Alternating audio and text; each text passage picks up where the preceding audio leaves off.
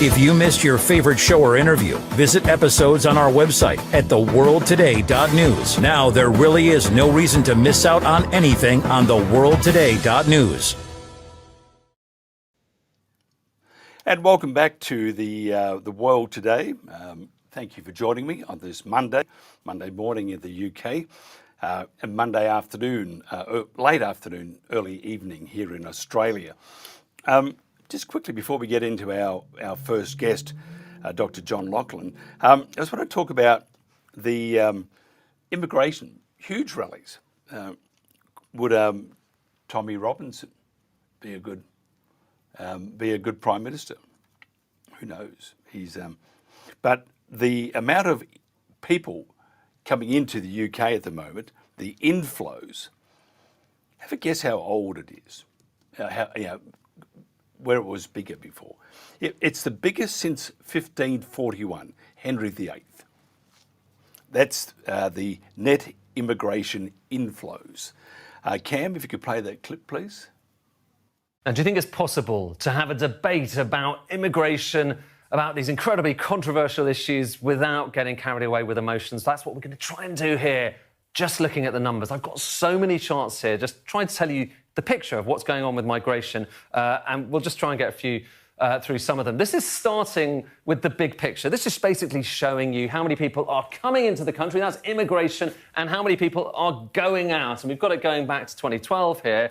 And when people talk about net migration, what do they mean? They basically mean they take that bit away from that bit. So a number of people leaving away from the number of people coming in, and you get a net figure. It's usually positive, or at least it's positive in recent years, but sometimes it can be negative as well. And that number is up to, or at least it was up to a few years ago, 2023, it was up to about 900,000. And when you think back a few years to when David Cameron was talking about bringing it down into the tens of thousands, well, we are so far beyond that. And it's worth just saying, although it looks like it's coming down, worth treating that with a little bit of caution, because these numbers get revised quite a lot. They're provisional, at least. The last few quarters are provisional. But a bit of context here, OK? So if we take that line and work out what it is as a percentage of the population, it's about 1.25% of the population. When in history have we had flows of net migration that have been as high as that? Well, the short answer is basically never. And I can tell you that because we can look back, not just as far as this chart goes, but we can look back all the way to, believe it or not, all the way to 1541, the Tudor era. And this is showing you how many people are leaving the country or indeed coming in. It's net migration going back all of that period. Most of this covers England, and then you've got the UK in the more recent years there, in the last century and a half or so. And what do you notice? You notice that for most of English history, at least, more people were leaving than coming in. But you also notice this. If we bring on the latest figures I just showed you a moment ago here, that's your 1.25% of the population. And we have never seen anything like that. Going back to the era of Henry VIII, we have never seen net migration as high as it has been in the last few years. It's kind of flabbergasting, really. So it's amazing, isn't it, the net migration? And if you look at the protests and the rallies, millions turning up to these rallies, it would show you that the government is on the wrong track. This is The World Today. We're today's news talk, The World Today. And back again. Nice to have your company too, by the way. Dr. John Laughland is Director of Forum for Democracy International and a lecturer in political science and history at the Catholic Institute of the Vendée in Western France. He was director of the Eurosceptic think tank, European Foundation, until 2008, and director of studies at the Institute of Democracy and Cooperation in Paris until 2018. He worked at the European Parliament from 2018 to 2020. John, thanks for joining us. Could you bring us up to speed with the latest in the French political developments, understanding that anything could happen in 5 minutes? Yeah, well, you very kindly invited me on last week after the French Prime Minister resigned, the previous French Prime Minister, François Bayrou. But since your invitation on Friday afternoon, the American ratings agency Fitch downgraded France's credit rating to one of the lowest levels among the, let's say, top set of European countries. And this is was not at all a surprise on it, but what it shows is the chronic nature of France's problems. The debt has risen by 1 trillion euros, 1,000 billion euros in the last 10 years. The management of the French economy by Emmanuel Macron, first under François Hollande, because he worked at the Élysée under François Hollande's presidency, then as Minister of Economics, and of course, since 2017 as president, has been absolutely cataclysmic. So this is a problem that goes back at least a decade, more than a decade, and in some ways actually back to the 1970s, because France, like many countries, hasn't had a balanced budget since then. But it also goes back, if you like, more immediately to the decision that Macron took last June 2024 to dissolve the French Parliament, and that led to elections in July, which didn't need to happen. And those elections produced a completely broken parliament, what in England we call a hung parliament, no majority. And on the contrary, their parliament divided between two very hostile left-wing and right-wing blocs, with a centre that's smaller than it was before. And that situation, the one that Macron himself created, he didn't need to do it, but he did, has only aggravated, as I say, these very, very long-term problems. And that's the reason why Fitches have downgraded the country, because looking at Britain, I know let's compare with Britain. Britain also has very serious debt problems. But what Britain doesn't have is what France has, which is this completely blocked political situation. There is no way out. He's put a new prime minister in last week on Wednesday, I think. But the problem will remain the same. The debt is still cataclysmic, and there is no agreement in Parliament about the way forward. So it's really very difficult to see what will happen next. This new prime minister will, of course, try to cut spending, as François Bayrou said he would. I was pretty skeptical about his plans because I think a lot of them are, pie in the sky figures. I imagine the new guy will try to do the same thing. But the fact is, the budget has to be voted through Parliament. And, as I say, they don't have a majority, far from it. And unless there is another dissolution of Parliament, new elections, or perhaps even more dramatically, a resignation of the President of the Republic, it's really difficult to see how the system can be unblocked. And do you think a resignation would do much anyway? I mean, the problem is fiscal and budgetary. They've got no money. What does it do to the? Yeah, I mean, that's why I, in a rather long answer to your first question, I went back ultimately to 50 years. France has not had a balanced budget since Georges Pompidou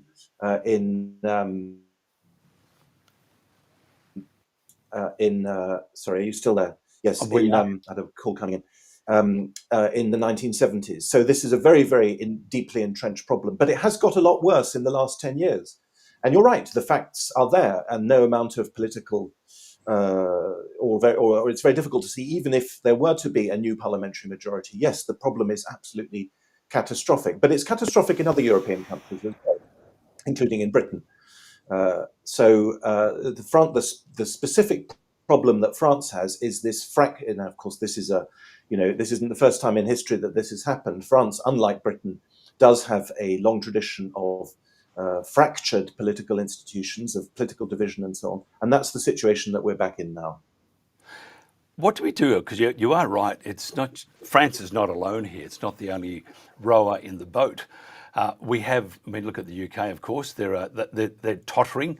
We have other countries. I think Germany's in a spot of bother too, and others. How do they fix it? Actually, let's forget that bit. How did we get here in the first place? Well, we got here through excessive state spending.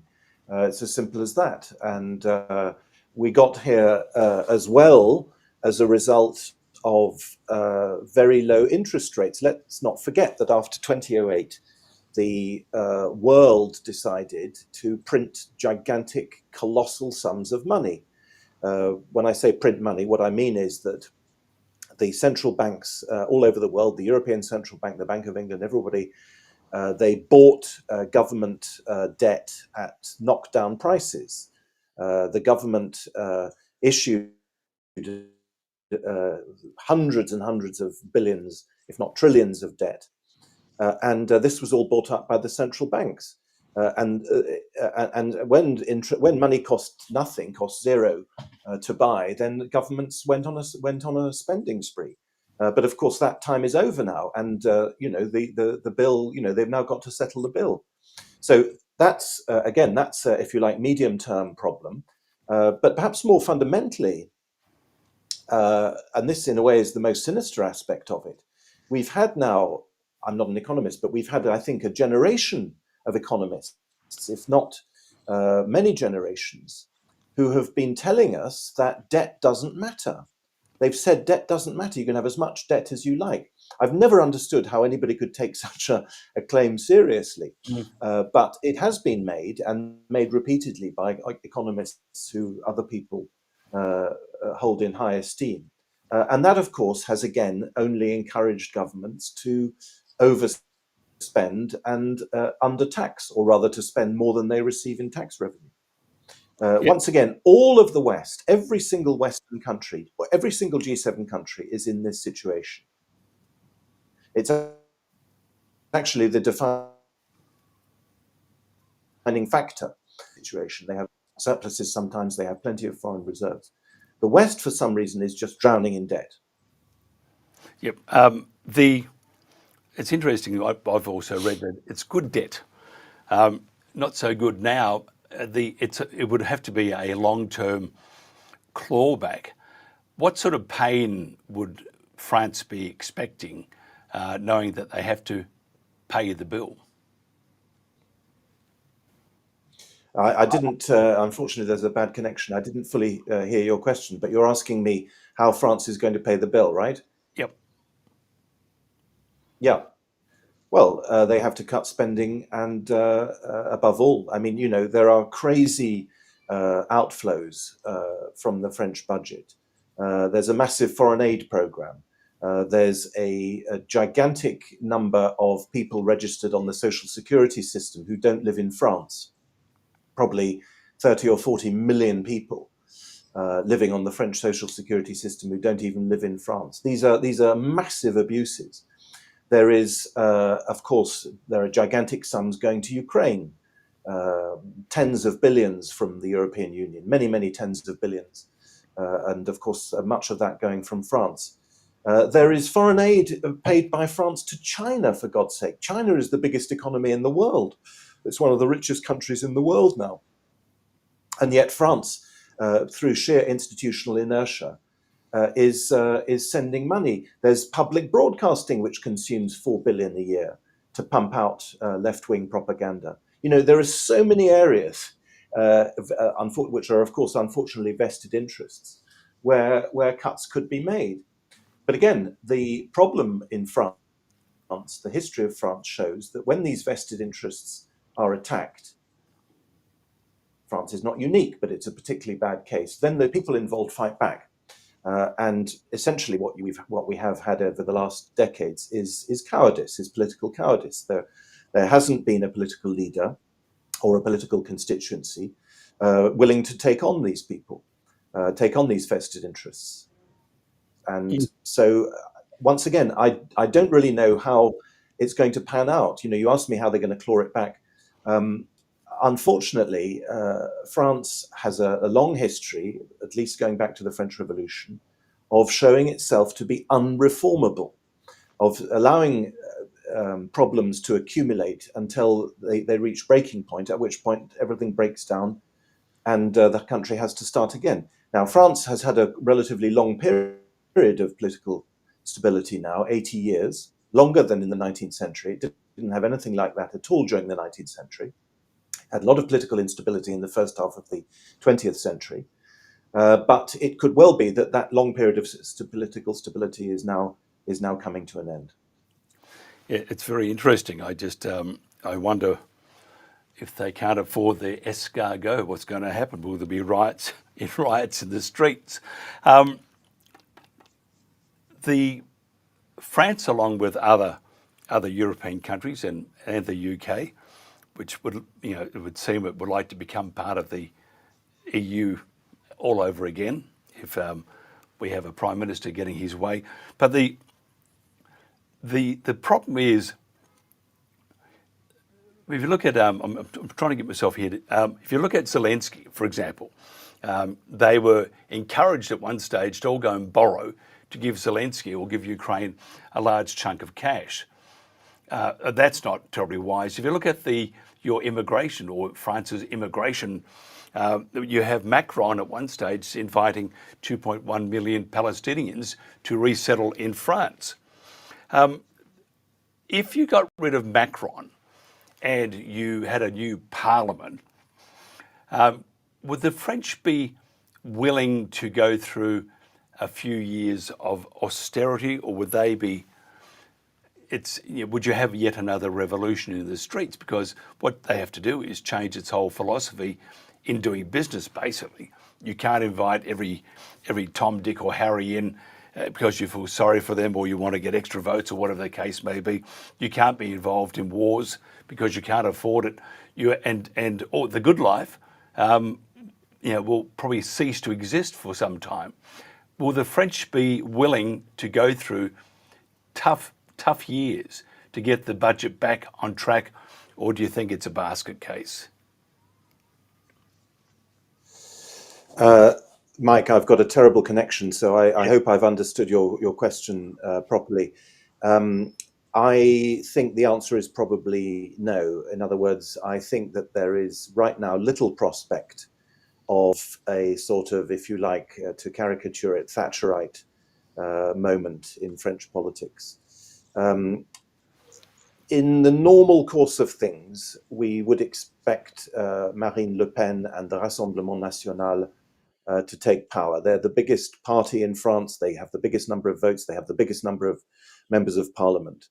But unfortunately, the system is stacked against Marine Le Pen and against the Rassemblement National. When I say unfortunately, I mean because I think it's undemocratic.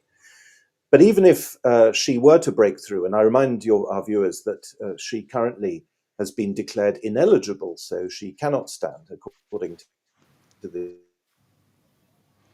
current status of French law.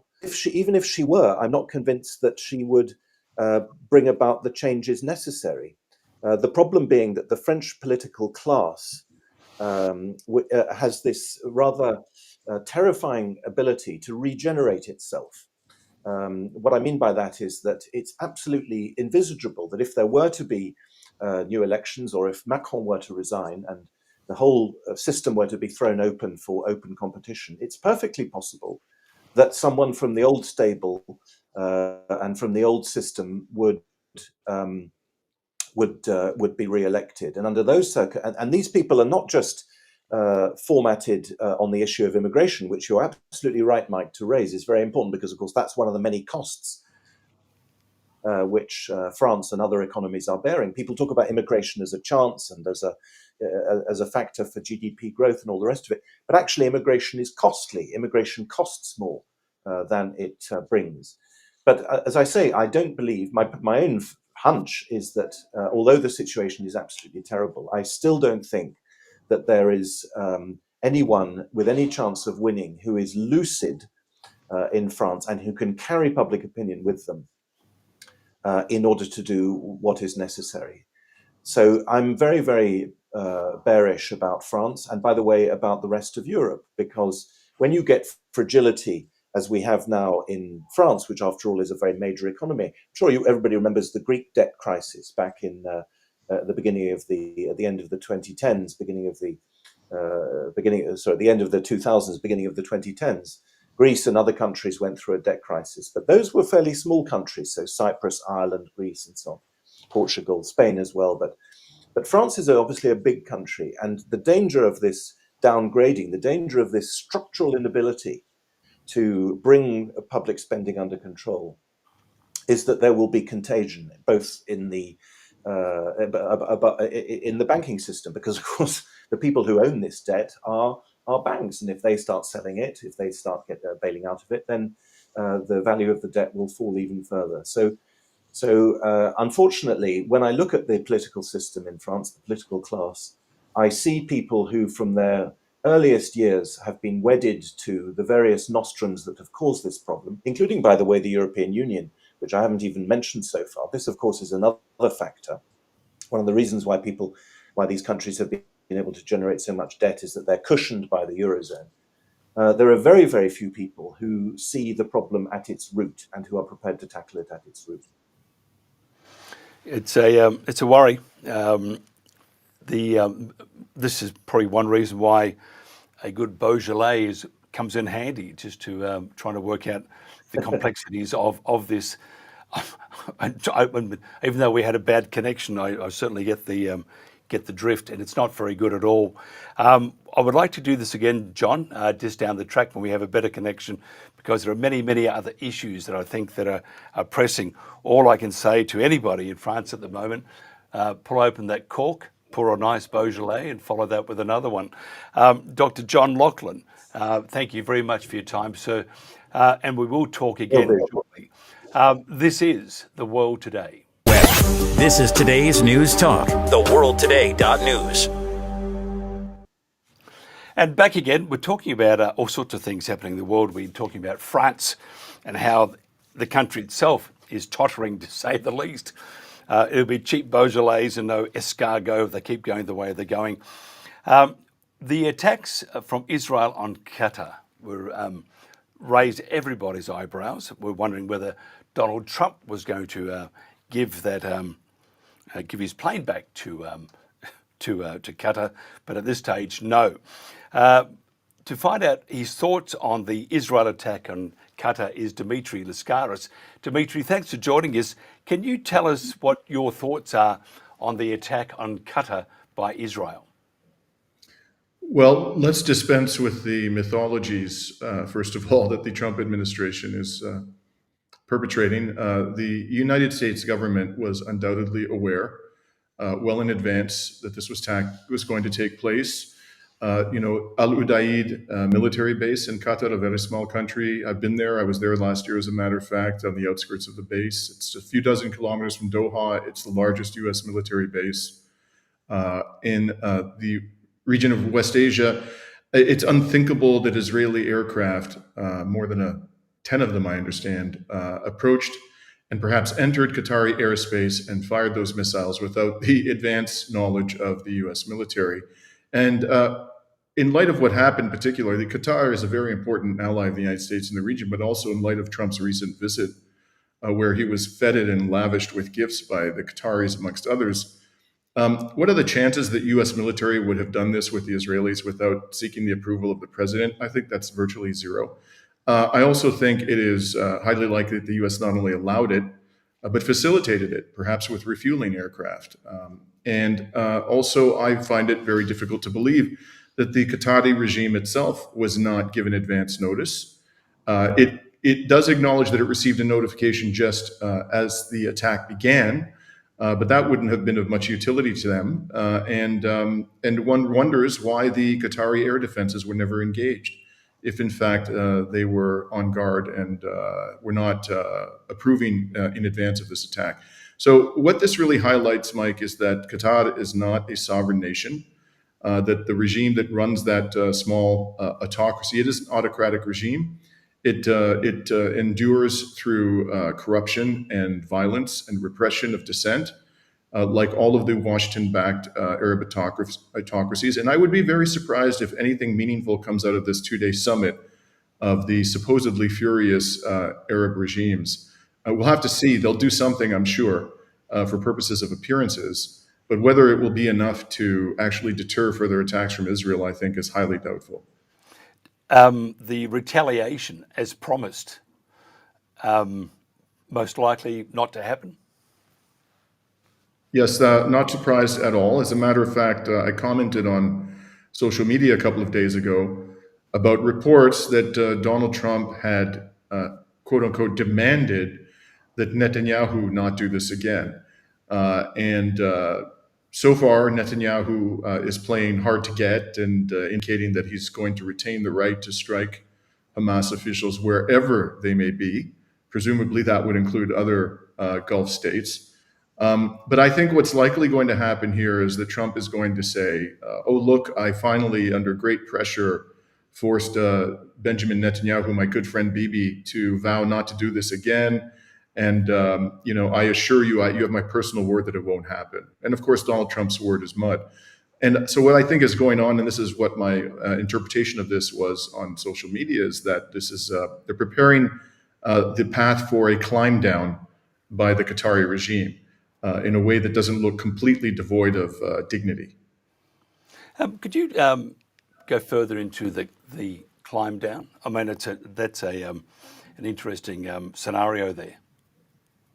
Well, they have to say to their people and to the other Arab peoples of the region who live under these autocracies and are oppressed by them, that they take the concept of sovereignty seriously, and that they care about the honor of their people and their countries. They have to be able to say that with a straight face. So there has to be something given, even if it's only cosmetic in nature, for them to be able to say this with a straight face. And I think what's more likely to happen is that something is going to be a promise by the President of the United States that this will never happen again, and his repeated expressions of displeasure. Of course, that's grossly inadequate and will provide absolutely no assurance that it will happen again. We've seen again and again that Donald Trump is pathologically dishonest and doesn't really care about the dignity of the peoples of the region at all. But at least it'll be some cosmetic concession by the United States and Israel, which will allow the Emir of Qatar to say, we got something. We got something in response to our threats of retaliation. Looking at the Middle East, which is, I mean, truly I go right back to the days of, what was that movie called? Anyway, it was a movie, I've forgotten, Mental Block Time. There's always been conflict in the Middle East, but this time it seems to be a lot more intensified and more aggressive coming from Israel. What's the consensus? What do you think the consensus is at the moment from all these other countries that surround or are neighbourly to Israel? Are they just about getting fed up with being bombed? And is Israel, can they be held accountable? Because it's all very well saying we're going after X for that particular country, but if you bomb that particular country, you've declared war. You're quite right about that. And the answer to your question depends upon what you mean by these countries. If what you mean by these countries are the masses of people living in them, polls show, and this should surprise no one, that they're absolutely outraged by Israel's behavior. Not just the violations of the sovereignty of Arab nations, but particularly the extermination of the Palestinian people. So, for example, in the early days of this genocidal rampage by Israel in the Gaza Strip, there was a poll done in Saudi Arabia, which is a heavily censored society, which showed that something in the range of 94% of Saudis wanted their government to end all diplomatic relations with Israel, which it hasn't done. So there are plenty of indications. Protests. There was a protest recently in Bahrain, which is a deeply repressive society. It's risky to protest because the Bahraini regime decided, after having sent the Israeli ambassador packing in the early days of the genocide, to allow him to be replaced by a new Israeli ambassador. And after the foreign minister of Bahrain welcomed him to the country, political unrest erupted. So at the level of the street, there's huge anger and opposition to Israel's behavior. But the autocracies themselves are proceeding with business as usual and have been from the very beginning. I mean, throughout the last 2 years, even before the attack on Qatar, Israel was committing crimes of unimaginable depravity against the Palestinian people and the people of Lebanon and Syria and Yemen. And then there was the war of aggression on Iran, and they did nothing other than spew hot air. So these autocracies are interested in one thing and one thing only, and that is the preservation of their own vast wealth, which they have accumulated with the enablement and the protection of the United States. That's their compensation for being puppets of Washington. That's all they care about. And as long as they are allowed to retain and expand their wealth, I believe they will not act in accordance with the will of their people. What about the will of the rest of the international community? For example, looking at Gaza and I know in Australia, for example, our Prime Minister has, terrible Israelis doing terrible things, and you look at other countries. But from this seat, from what I see, is it's just words. It's nothing else but words. Do we expect more than words soon, or is it this is just part of the vernacular, and it's just going to be words, and then we've done our bit. We're told them we're unhappy. Let's go back to how we were. Well, it has in recent months gone beyond words, although you're quite right that that is overwhelmingly what the West has done in response to this genocide. It's engaged in rhetorical flourishes. But there have been some concrete measures taken, in particular in the last few weeks. There was the total arms embargo on Israel imposed by the Spanish government. There were sanctions announced by Belgium, which I have criticized, but they were at least an improvement upon the purely rhetorical response of the Belgian government. There have been the indictments from the ICC, which has placed severe restrictions on Netanyahu's and Gillad's ability to travel and put them at legal jeopardy. There is the ongoing case of South Africa in the International Court of Justice, which at this stage is very likely to end up in a determination that Israel did, in fact, and is committing genocide, and there will be consequences for that. It's not nearly enough, Mike, not even remotely close to enough. And the hypocrisy here is grotesque, because even as the West has enabled, not simply allowed, but enabled Israel to carry out these crimes inside and outside of Palestine, it has imposed sanction after sanction after sanction on the Russian Federation for invading Ukraine, even though, according to international organizations, the number of civilians killed by Russian forces in Ukraine, a war which has lasted much longer than the genocide in Gaza, is far lower than the number of civilians killed by Israel in Gaza alone. The number of children estimated to have been killed in these 3.5 years of warfare in Ukraine, and this has been a brutal war on both sides, is in the range of 750. The number of children that Israel has killed, according to most recent estimates in The Lancet, could well be in excess of 300,000. And even the official figure of Hamas, which is a gross understatement, would put the death toll for children in the range of 30,000 or more. So how can the Europeans and the Americans and the Canadians and the Australians speak with such indignation about Russia's invasion of Ukraine and impose all of these sanctions while allowing Israel to get away with far worse? So as a result of this, huge public pressure is building in the West. And I believe that ultimately the discrepancy between public opinion in the West and the government inaction is going to become so great that governments will be forced to act. And the last thing I want to say is, in the interim, the most severe price being imposed upon Israel, and it is a severe price, is by resistance groups themselves in the region, inside occupied Palestine, in South Lebanon, in Yemen, also Iran. And you see the evidence of this in Israeli media. The levels of rehabilitation, or numbers of soldiers required to undergo rehabilitation in Israel, are at historic levels. There's a suicide crisis in the Israeli military. Tens of thousands, if not more than 100,000 reservists are refusing to show up for duty. And the military of Israel is exhausted. Its stocks are depleted.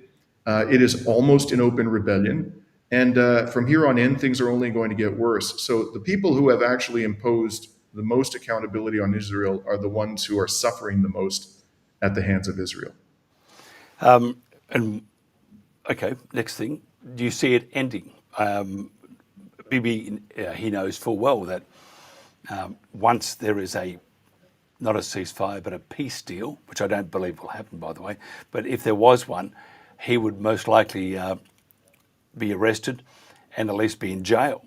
So if that's the case, he's going to do all he can to stay out of jail, all in, to protect Israel, all that sort of bullshit. And that's what he's going to do.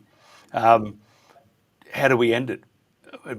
Even if he is arrested, who takes his place? Do you think the amount of killings, and you mentioned 30,000 children? I don't know about you, but if that were 30,000 Australians or anyone, children that were killed, I would never, ever, ever, ever forgive. And very few people will. Unfortunately, Mike, I think you're absolutely correct. Netanyahu's powerful incentive, his self-serving agenda, is to escalate. There really is no other alternative. And the latest attempt, the reason why he attacked Doha, of course, was to kill the negotiators, the Hamas negotiators who have survived. You couldn't imagine a more powerful message than that his regime doesn't want peace. It has zero interest in even negotiating, let alone a peace deal. So it's going to escalate. And as Trita Parsi of the Responsible Statecraft has argued eloquently, where this, I think, is going to end is with a resumption of the war on the Islamic Republic of Iran, and Israel is going to get pummeled. It's going to get absolutely pummeled. I hate to say this because there's a peaceful way to end it, and that is sanctions. Real sanctions, the kind of sanctions that have been imposed by the West over and over again on the Russian Federation. Israel is much more vulnerable to sanctions than the Russian Federation, which has more natural resources than any country on this planet. Israel is a tiny country with a very limited economy. It's resource starved, and it wouldn't take much for the Western powers, its backers, to bring this to an end. But they're not going to do that soon enough, in my view. There's no indication that they will. And so this will end with a devastating war against the Islamic Republic, which Israel will lose. It will, I think, cause a lot of damage to the Islamic Republic in the interim, but its military will be defeated. And what happens from there, Mike, is anybody's guess. But I think we can say with some confidence that Israel will no longer be able to menace the region to the degree it has in the past. And hopefully at that stage, Western governments will come to their senses and will use their leverage over Israel to finally ensure the liberation and equality of the Palestinian people. It's interesting with President Trump, President Peace, inverted commas, and then a snicker in the background. He thinks he can create, he takes accolade, takes pats on the back for things he hasn't done. Do you see the US not supporting Israel, or will it just be just rhetoric? And then you have, if you look at Zelensky in Ukraine, at one stage saying that we're not going to support Ukraine. On the other hand, though, ramping up NATO, which is basically the ones who are attacking Russia from Ukraine. So therefore, it was all hypocrisy at its best. And then you look at the peace deal that he's trying to do with Iran, and at the same time doing this peace deal, he was quite happy with the attack by Israel on Iran. So do you think we'll ever get to a stage that there will be peace, or that the US will withdraw? Because if the US withdraw from Israel, you would then possibly have a chance of some sort of ceasefire, maybe not a peace deal, but a ceasefire at least, so that they can recover the bodies and save those that are injured and do something humane for once instead of the mass obliteration of people. Oh, yes, I think the United States is going to be driven from the region, as will the British, the French. They'll all be driven from the region. I can't tell you when that's going to happen. I do believe, based on the evidence, not based on wishful thinking, in my view, that this will happen in my lifetime. And given my age, I'm probably not going to be around a hell of a lot longer. But I do believe it's going to happen within the next, 20 years, and perhaps the next 10 years, that the United States and its Western allies will be forced to withdraw their military forces from the region, not simply because of the hostility within the region and the growing capability of countries in the region like Iran to resist militarily U.S. domination, but because of internal problems in these countries. The United States has massive and growing debts. Inequality is soaring and getting worse. There's a tremendous amount of violence domestically. We just saw this with the murder of Charlie Kirk. But there are plenty of other examples. There are something in the range of 4 or 5 mass shootings a day in the United States. I mean, it's just an epidemic of gun violence. You have problems with decaying infrastructure in the United States, the regulatory regime, essential regulations, particularly relating to the environment, are being gutted. 500,000 families a year approximately are going bankrupt in the United States because they can't afford to pay their medical bills. This is unsustainable. And there will be mass political unrest. I believe it's actually begun in the United States. And if you look at the polls, Charlie Kirk, interestingly, as many have noted, in the latter weeks of his life, was actually starting to raise hard questions about U.S. support for Israel. And it's not just him. Candace Owens has turned hard against Israel. I watched an episode. I never watched Candace Owens before she began to speak out against Israel. And in one recent episode, she said people who support Israel are filth. That's the word she used, filth. An assessment, by the way, with which I agree. But that's beside the point. The point here is that somebody who has massive influence amongst the MAGA movement, and there's, of course, Tucker Carlson, another person with massive influence in the MAGA movement. So the Democrats have already turned against Israel, a majority of them. And the Republicans are heading that way soon. And as I said, at a certain point, the discrepancy between public opinion and government policy becomes so great that something breaks. And that's the direction in which the United States is heading when it comes to Israel. Tell me this as a wider picture. We look at what's happening in the Middle East, what's happening within the borders of say, the US, the UK, New Zealand, Canada, Australia, Europe. Is it quite possible, and I think it is, that we are seeing before our eyes, and I don't think it'll take 10 years, we're seeing the rapid dismantling of the West. How do you feel about that? I mean, I just look around us. It's falling apart. If the West is being dismantled, who takes its place? Well, I think it is falling apart. Look at what's happening in France.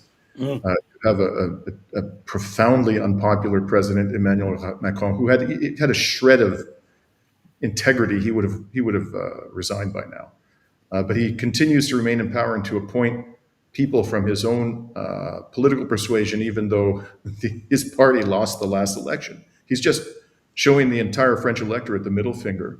The country's debt to GDP ratio is now approaching 114%. Its deficit is twice the EU limit, and people are fed up. At the same time as the government of Macron is hell-bent on imposing austerity on the French, he has agreed with all these other lunatics in the West to raise their military spending to 5% of GDP.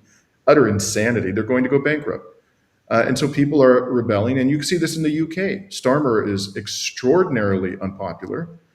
He too is ramping up military spending while losing control of the finances of the United Kingdom. He's embracing, the president of Israel, Isaac Herzog, who's a war criminal. He appointed this character Mandelson to be the ambassador of Britain to the United States, and it's just been discovered to what degree Mandelson was a close friend of Jeffrey Epstein. So we're heading here towards political collapse and permanent economic decline.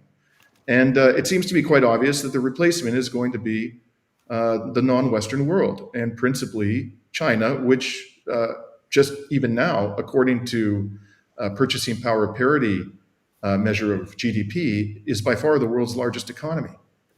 And the Russian Federation's economy is growing more robustly than that of any European country, any major European country.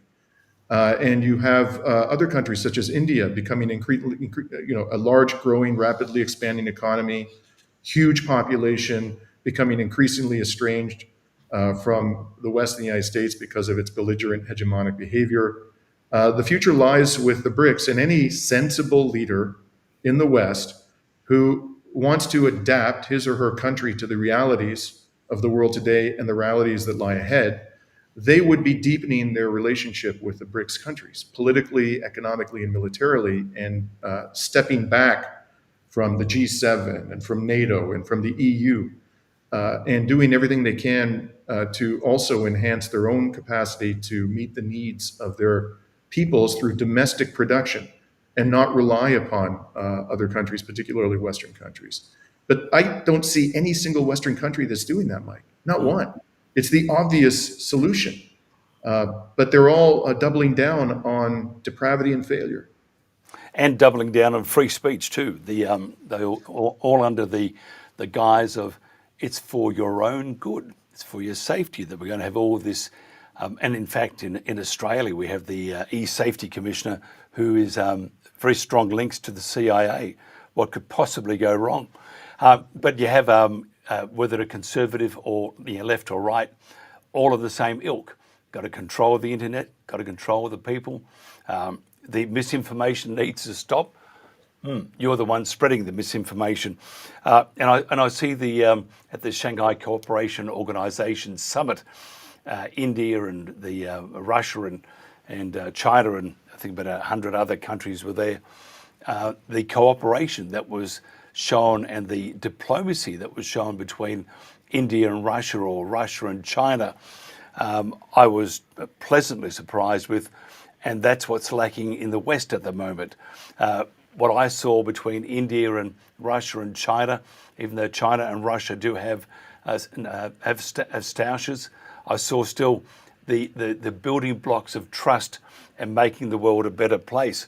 Yet with the West, with anything to do with NATO, it's just thump you on the head and you'll do as you're told because we are the West. Well, as we talked about it before, I think the West is finished unless we can get back to what the West was all about: democracy, freedom of speech, less government, less wars. I can't see that happening though. Can you? Not with this crew in office. Let me be crude. Our salvation lies in throwing the bums out. That's the real answer to our problems. All of this is fixable. We do have to deal with the fact that we have been punching above our weight in the West, and we've been doing so through rampant militarization and shocking levels of criminality on the part of our governments in the non-Western world. So I think we're the good old days, which is to say the days where we could simply pillage and loot countries of the non-Western world, are over, and there are going to be consequences to that, and rightfully so. But we don't have to experience an economic, political, and military collapse. It's possible to navigate these difficult waters with leadership that has integrity, a basic sense of human decency, a fundamental respect for international law and human rights, and a commitment to real democracy, as you say. If we replace the current lot of psychopaths and pathological liars, because that's what they are, let's be clear, nobody who supports what Israel is doing could be anything other than that. But if we replace them with people who have those basic, decent human qualities and a minimum level of competence, the future for the West would be far, far brighter. But that's going to require us to come together collectively and, as I say, throw the bums out. And the sooner the better. Yeah, I totally agree with you. I totally agree. Just quickly, as our time has almost expired, where do you see the next moves in the Middle East in regards to Israel? Well, I don't see the Trump regime, and I'm fond of calling it that. It's a regime. is going to reign in Israel anytime soon. I think. And by the way, let me be very clear. I don't ascribe to this theory that Israel controls the U.S. government. I think that's nonsense. I understand it has a certain superficial appeal, but the idea that this little pipsqueak of a country with a population of 10 million people controls the foreign policies of the United States government, I find that laughable. And if you don't believe me, listen to Colonel Lawrence Wilkerson, the former chief of staff to Secretary of State Colin Powell, who says that it's the United States that directs Israel. Israel's doing exactly what the United States wants. And there's no indication that the United States is going to want anything other than what Israel is doing. And what Israel is doing is, through the most brutal methods, seeking to extinguish any and all resistance to U.S. hegemony in West Asia. That's what Israel is there to do. And there's no indication that Trump is going to deviate from that course. But contrary to his views about himself, he is not all-powerful. He's not omniscient. His power is actually on the wane. It is very limited. He's extraordinarily incompetent. The whole world can see to what degree he is dishonest and perfidious. And as a result, the United States government, through a combination of economic and military and political coercion, is going to have to change course and will ultimately have to abandon its rabid attack dog in West Asia. It's interesting times ahead. I see that there's some say a spacecraft heading towards us at the moment. I think it's Atlas 3.0 or something like that. Maybe they're coming to collect Donald Trump. Wouldn't that be wonderful? He wants to be president of the universe. This is it. His chariot is on its way. But the scary thing is maybe it's not, and it's just a comet going to fly straight past us. Great chatting with you, Dimitri. Somebody wants to find out more about you. How do they do that? Well, my main gig nowadays is I'm the host of a YouTube program called Reason to Resist, with the 2 being the number 2. And you can find us there. We put out 4 or 5 reports a week. But I also am quite active on X under the handle @Dimitri Lascaris. Absolutely fantastic. Thank you very much, sir, for your time. This is The World Today.